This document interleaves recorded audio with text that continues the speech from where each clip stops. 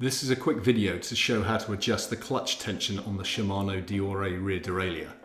The model on my son Dex's bike is the M5120. I was going over the bike ahead of the kids' bike camp next week when I noticed there was a sharp creak when I compressed the rear suspension. I tracked it down to the rear derailleur. As the suspension compresses, it puts tension on the drivetrain. As the tension increased, the derailleur cage moved abruptly rather than in a smooth manner.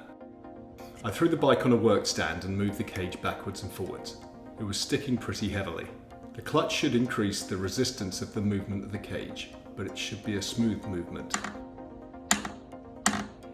Okay, so to decrease the clutch tension on the Derailleur, the clutch cover needs to be removed. The cover has 3 small bolts with 2mm hex heads. Loosen the 3 bolts and the cover comes off to expose the clutch mechanism.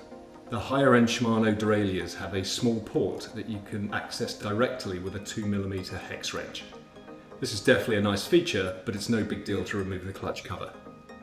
The purpose of the clutch is to maintain tension on the chain, to limit the amount of chain slap on the chainstays, and to reduce the chance of dropping the chain.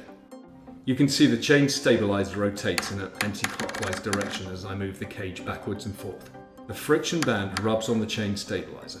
As you turn the screw clockwise, it tightens the band on the chain stabilizer wheel, increasing the tension on the drivetrain. I turned the tension screw half a turn anti-clockwise, which improved the movement, though it still felt sticky.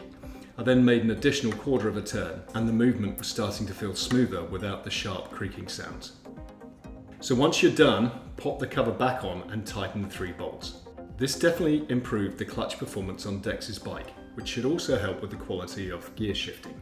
I think the mechanism is a bit on the dry side, so at some point I'll get some suitable grease and put a small amount on the chain stabilizer wheel. If you like this video, please give us a thumbs up and consider subscribing. Thank you for watching Dizi Does Downhill. Make sure to subscribe, put some comments down below and like it.